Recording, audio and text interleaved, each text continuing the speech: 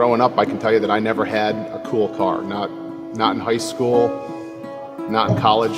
I think that's one of the reasons people collect is because they're trying to either get the things that they never had or they're trying to replace things that they had and lost.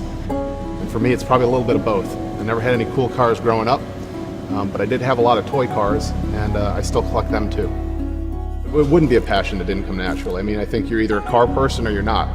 You're either a dog person or a cat person or you're not a pet person. You know, it's the same way with cars. I think that we've lost things over the last 40 years. We've lost passion in the American automobile. Everything's become a bit too utilitarian. Cars are about telling stories. That's the passion. That's keeping the hobby alive. You know, we can walk around 20 cars and maybe spend 3 minutes per car, and I can tell you why it's special, because they built 34 of them and only 5 of them were yellow or whatever it might be. Stories are, go hand in hand with the cars, and Provenance is about, being able to tell those stories. It's about the accuracy of them. It's about paperwork. It's about the history of the car, celebrity ownership, all of that. Rarity and desirability intersect. That's where your blue chip investment comes from. And I think that the cars that we've put into the collection have those factors. The trick becomes hunting down the rare example of that desirable car, such as a convertible with the biggest engine you could get and possibly a 4-speed. Then you have the rarity and the desirability. You start to get to a very august group of how many of those were built. And that's, where the hunt and the collecting comes into play. I think that the thing that most people learn is, be selective. The fun is in the hunt. Anyone can fill a garage with tires, but waiting for the cars, chasing them down, being able to liberate them from collections that might only happen once in a lifetime when that collection goes up for auction. I mean, the fun is in the hunt. What's the primary purpose of your collection? I mean, without a doubt, some people buy cars and treat them as art. Other people buy cars, go out, and have a good time and enjoy them. These cars will break down if they're not driven. They have to be exercised. These ponies need to run around the stable. But I also have, 2 different types of cars. There's the cars that I do drive regularly, and then there's the cars that are just so valuable, and they're often on tour at shows and museums that they don't get driven as much as they used to. But they're all enjoyed just to different degrees. I'm Samantha Stiles, and I'm Brian Stiles' girlfriend.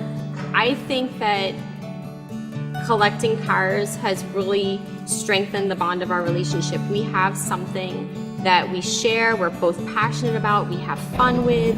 We can travel the country at the drop of a hat and go do things and see things that we both truly enjoy. It's exhilarating. We're each other's own voice of reason sometimes when it comes to chasing a car. I might really want to hunt down a specific car, and Samantha will, talk some sense into me and say, do we really need this one? Yeah, we find the right balance with each other. Yeah. Before I met Brian, I was a salesperson, so I was always looking for the best deal, the best buy, the best sale, and I think that that's helped me feed into this. For Brian's vision, I was on board from the beginning. That's why it was very important for me to find the space that he wanted. It was very important for him, so it was very important for me, and it was just as simple as that. It's affectionately called the zoo. And it's called the zoo because, as you can see around us, we've got a nice selection of fierce creatures. We've got some goats and a bunch of fish. I think there's a cougar over in that corner, and they all like to be fed high octane. The zoo is very important for entertaining. We have our kids come here with their friends. We have our friends come here with their kids. Something comfortable. Something where you can gather socially. Cars aren't necessarily the entire focal point, but they're an integral part of the space.